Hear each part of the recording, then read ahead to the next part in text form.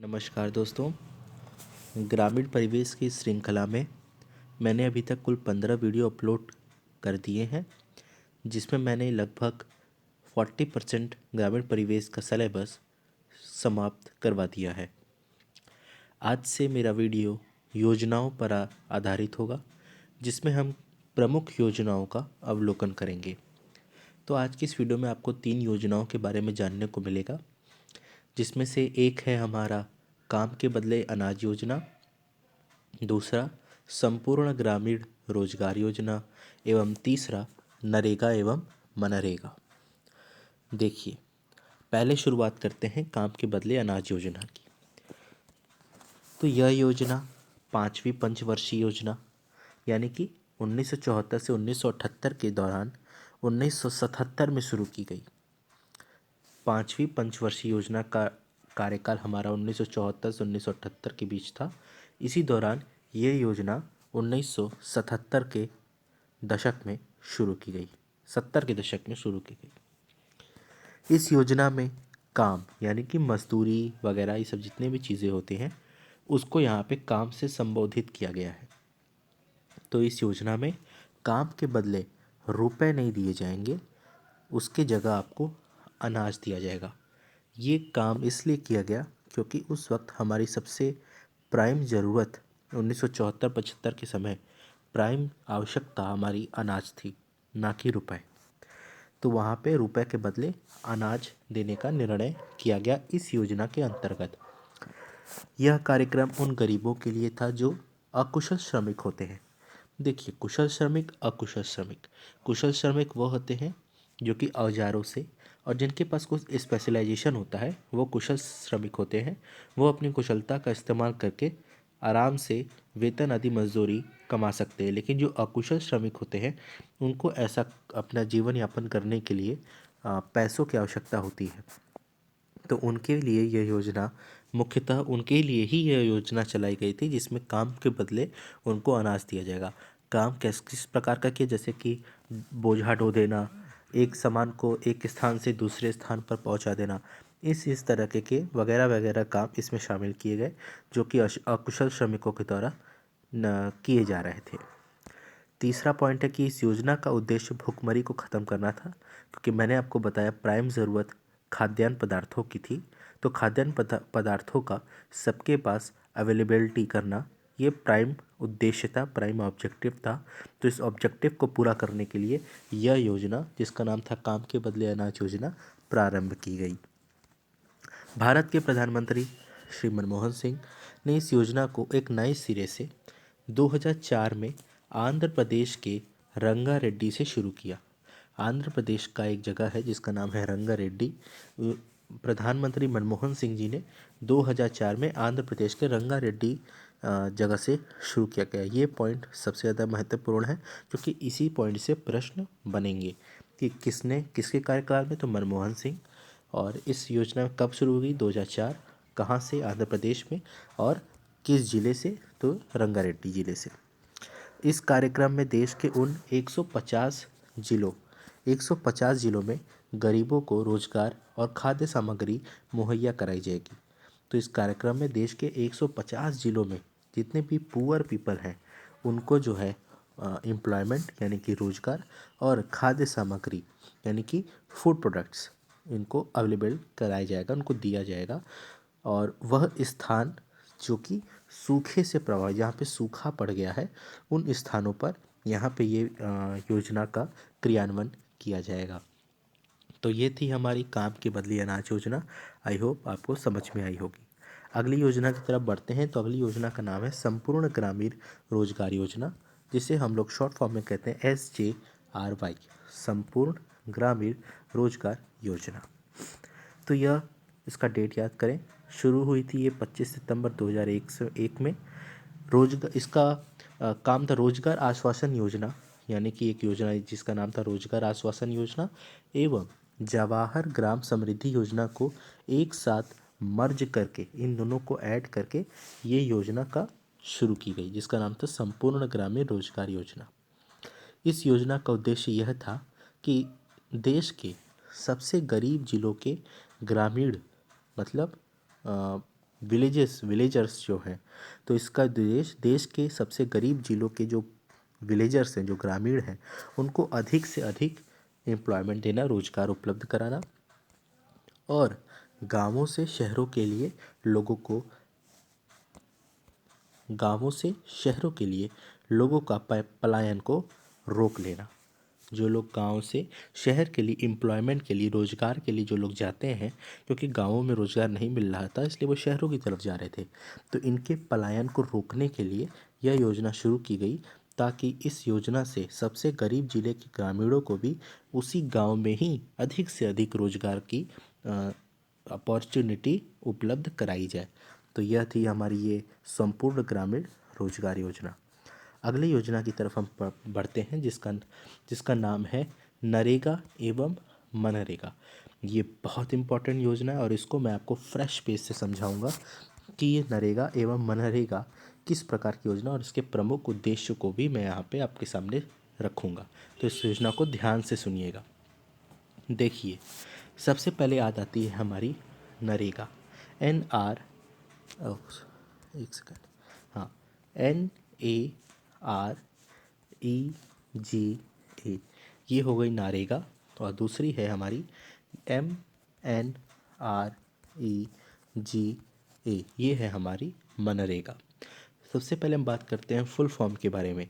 तो यहाँ से इसका फुल फॉर्म निकल के आता है national rural employment guarantee act. National rural employment guarantee act 2005। ठीक है, 2005 हो गई हमारी क्या चीज़, नरेगा, NAREGA। तो national rural employment guarantee act 2005। अब बात करते हैं मनरेगा की। तो MNREGA, इसका फुल फॉर्म है Mahatma Gandhi national rural employment guarantee act. ठीक है, Mahatma Gandhi national rural employment guarantee act, ये है हमारी मनरेगा। अच्छा, अब इसके बारे में हम शुरुआत समझते हैं कि है क्या। देखिए, जब ये योजना शुरू की गई थी तो इसका नाम था हमारा यही नरेगा, इसका नाम था।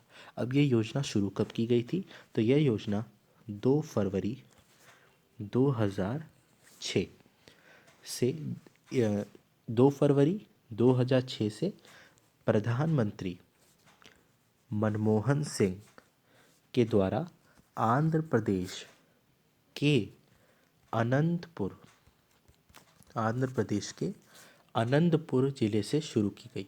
ठीक है, तो सबसे पहले इसका नाम था नरेगा, जो कि 2 फरवरी 2006 से प्रधानमंत्री मनमोहन सिंह जी के द्वारा आंध्र प्रदेश के अनंतपुर ज़िले से शुरू की गई। तो ये बातें हमें आपके समझ में आ गई होगी। प्रधानमंत्री मनमोहन सिंह जी के द्वारा आंध्र प्रदेश के अनंतपुर ज़िले से इस योजना की शुरुआत हुई। अब पढ़ते हैं कुछ प्रमुख इम्पॉर्टेंट पॉइंट्स की ओर। पहला पॉइंट, 27 राज्यों के 200 ज़िले से शुरुआत इस योजना की गई। 27 राज्यों के 200 ज़िले से इस योजना की शुरुआत की गई। इसमें एक पॉइंट आपको याद रखना है, जिसमें से गोवा का एक भी ज़िला नहीं था। और गोवा में केवल 2 ही ज़िले हैं और दोनों में से कोई भी ज़िला इसमें शामिल नहीं किया गया। तो 200 ज़िलों में से सभी जगह के ज़िले थे, बस गोवा का ज़िला नहीं था। गोवा में टोटल 2 ही ज़िले थे, उसमें से एक भी शामिल इसमें नहीं किया गया। सबसे ज़्यादा बिहार के ज़िलों को सबसे ज़्यादा इसमें शामिल किया गया। तो वो बिहार के टोटल 23 ज़िलों को इसमें शामिल किया गया। ठीक है, अगला पॉइंट, काम के बदले अनाज योजना, जो कि मैंने आपको बताया था। तो काम के बदले अनाज योजना प्लस काम के बदले अनाज योजना, ऐसे समझ लीजिए, काम के बदले अनाज योजना प्लस संपूर्ण ग्रामीण रोजगार योजना का जो विलय था, ये नरेगा में हो गया, ये नरेगा में कर दिया गया। ठीक है, अब चूँकि उत्तर प्रदेश के संदर्भ से हम लोग पढ़ रहे हैं, तो उत्तर प्रदेश के यूपी के टोटल 22 ज़िले इस योजना के अंतर्गत शामिल किए गए। ओके, इसके बाद आगे बढ़ते हैं। इसमें 200 में से 150 जिले काम के बदले अनाज योजना वाले ही इसमें इंक्लूड किए गए थे। 200 में से 150 जिले जो थे वो काम के बदले अनाज योजना वाले ही इसमें इंक्लूड किए गए थे। एक पॉइंट ये याद रखिए। दूसरा पॉइंट कि 1 अप्रैल 2008 में यह योजना पूरे देश में लागू की गई थी। 1 अप्रैल 2008 में यह योजना पूरे देश में लागू की गई थी। अगला कि 2 अक्टूबर 2009 को नरेगा का नाम नरेगा का नाम मनरेगा कर दिया गया था। ठीक है, तो 2 अक्टूबर 2009 को नरेगा का नाम मनरेगा कर दिया गया था। अब इस योजना का उद्देश्य की बात करें, ऑब्जेक्टिव की बात करें, तो इसका ऑब्जेक्टिव था कि ग्रामीण बेरोजगारी, भूख और गरीबी से निजात दिलाना। ग्रामीण में जो अनएम्प्लॉयमेंट है उससे, भूख से और पॉवर्टी यानी कि गरीबी से निजात करवाना ग्रामीणों को इस योजना का प्रमुख उद्देश्य था। इसमें जो अब मैं बताऊं कि इसमें कितना दिन की गारंटी दी जाएगी रोजगार की, तो जो सूखा प्रभावित जिले हैं, जहां पे सूखा पड़ गया है, वहां पे 100 + 50 दिन यानी कि टोटल 150 दिन के रोजगार की गारंटी दी जाएगी, जो कि सूखा प्रभावित जगह है। और जो एसटी जनसंख्या वाली जो जगह है, एसटी जनसंख्या वाली जो जगह है, जो आदिवासी है, वहाँ पे 100 + 50 दिन यानी कि यहाँ भी कुल 150 दिन की रोजगार की गारंटी देने का इसमें कहा गया था। अब बढ़ते हैं मनरेगा से संबंधित कुछ महत्वपूर्ण तथ्यों की ओर, जिसमें से पहला तथ्य है कि गांव के प्रत्येक जरूरतमंद को मनरेगा के अंतर्गत कम से कम 100 दिन का गारंटी शुदा रोजगार उपलब्ध कराया जाता है। गांव के प्रत्येक जरूरतमंद को मनरेगा के अंतर्गत कम से कम 100 डेज का रोजगार उपलब्ध करवाया जाता है। दूसरा पॉइंट कि दूसरा पॉइंट मैं आपको बताऊं कि central government plus state government, इसमें से 75 सेंट्रल गवर्नमेंट और 25 स्टेट गवर्नमेंट की फंडिंग रहेगी, 75:25। लेकिन अगर आपको वास्तविक डेटा, मतलब कि ये हमारा काल्पनिक डेटा के रूप से माना जाता है, लेकिन सबसे ज़्यादा सही हमारा ये है कि 90:10, कि सेंट्रल गवर्नमेंट 90 करती है और 90% फंडिंग करती है और स्टेट गवर्नमेंट 10 करती है। लेकिन ये दो डेटा में काफ़ी ज़्यादा असमंजस है, तो आप सबसे ज़्यादा सही जो वाला है वो है ये 90:10 वाला। ठीक है, अब बढ़ते हैं इसमें किन तरह के रोजगार होते हैं। तो देखिए, इसमें तीन तरह से रोजगार दिए जाते हैं, 3 तरीके से। पहला है अकुशल, दूसरा है अर्धकुशल, अकुशल, दूसरा है अर्धकुशल और तीसरा हमारा क्या होगा, कुशल। ठीक, अकुशल की अगर बात करें तो ये इसमें केवल केंद्र सरकार की 100% फंडिंग रहती है। 100% किसकी फंडिंग रहेगी, केंद्र सरकार यानी कि सेंट्रल गवर्नमेंट की फंडिंग रहेगी। लेकिन जो ये अर्धकुशल और ये जो कुशल वाले लोग हैं, इसमें जो रेशियो रहेगा वो रहेगा हमारा 75:25, यानी कि केंद्र सरकार 75 करेगी और स्टेट गवर्नमेंट 25 करेगी, यानी कि दोनों मिलके अर्धकुशल और कुशल को फंडिंग करेंगे। लेकिन जो अकुशल है उसको केवल और केवल केंद्र सरकार 100% फंडिंग करेगी। ठीक है, अगले पॉइंट की ओर बढ़ते हैं। अगला पॉइंट हमारा ये कहता है कि 2006 में 200 जिले से शुरुआत की गई थी। 2007 और 8 में 130 अन्य जिलों को शामिल किया गया और 1 अप्रैल 2008 में देश के सभी जिले में ये लागू हो गई। ये डेटा बहुत इम्पोर्टेंट है। अगला पॉइंट है कि नरेगा लागू होने की तारीख यानी कि 2 फरवरी को रोजगार दिवस भी मनाया जाता है। ये आप याद रखना कि रोजगार दिवस कब मनाया जाता है, तो नरेगा लागू होने की तारीख को ही हम लोग रोजगार दिवस के रूप में मनाते हैं। अगला पॉइंट, भारत में लागू नरेगा अधिनियम काम पाने का कानूनी अधिकार का सृजन करता है। कानूनी अधिकार, ठीक है। कानूनी अधिकार, काम पाने का कानूनी अधिकार, यानी यदि यदि आप कहीं किसी मनरेगा के पोर्टफोलियो पे जाएंगे और वहाँ बोलेंगे कि हमको काम दो, तो वो आपको कम से कम 100 दिन का काम तो वो जरूर देगा। तो भारत में लागू नरेगा अधिनियम में काम पाने का कानूनी अधिकार का सृजन करता है, जो कि आज तक किसी देश में ये काम नहीं किया गया, जो कि हमारे देश में ये काम किया गया। तो हमें इसको सलाम करना चाहिए।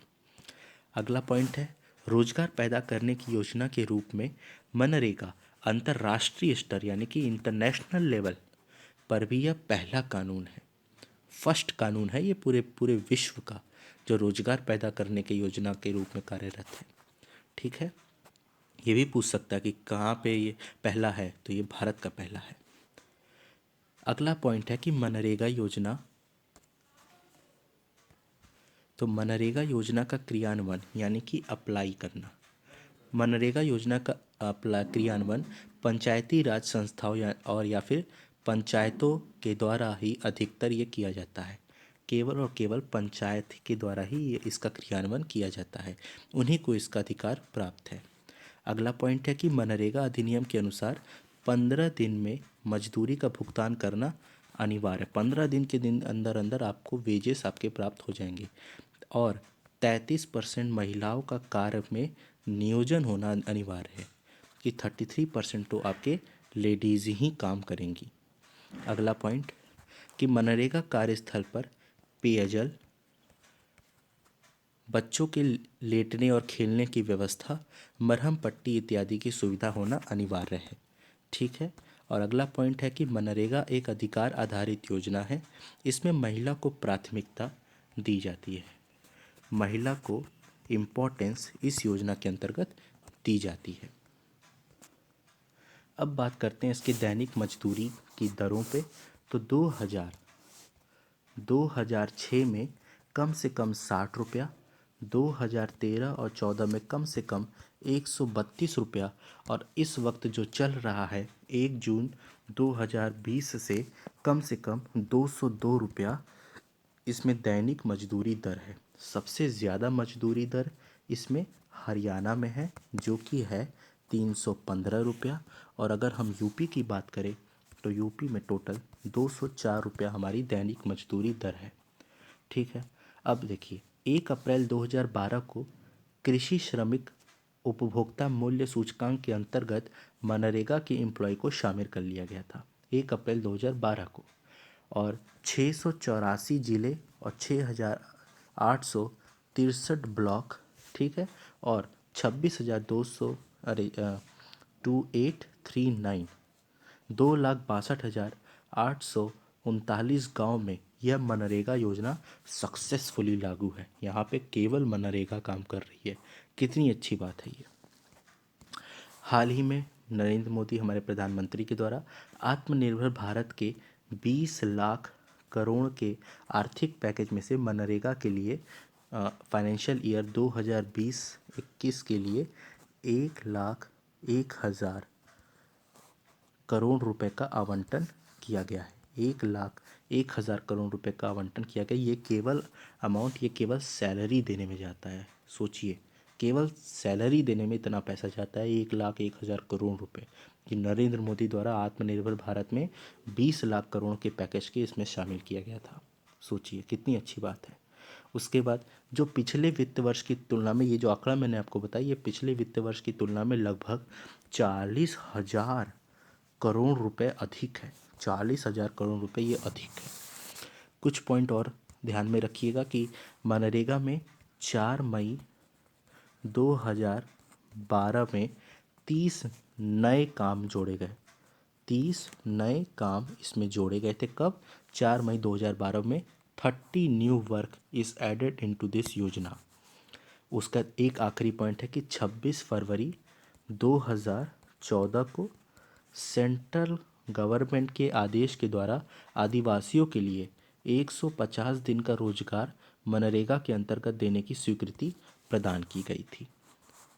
तो ये था हमारा मनरेगा के ऊपर संपूर्ण डिटेल, जो कि ग्रामीण परिवेश की योजनाओं से संबंधित काफ़ी ज़्यादा महत्वपूर्ण है, और जो कि एग्ज़ाम में निश्चित रूप से आएगा। 100% मनरेगा तो आना ही आना है। ठीक है। तो ये था हमारा काम के बदले अनाज योजना, संपूर्ण ग्रामीण योजना और नरेगा एवं मनरेगा की पूरी डिटेल। अगली वीडियो में हम डिस्कस करेंगे अन्य योजनाओं को। ठीक है, तो वीडियो को लाइक करें, शेयर करें और कमेंट करना ना भूलें जो भी अपने डाउट्स हों। ठीक है, और चैनल को सब्सक्राइब भी कर लें। धन्यवाद।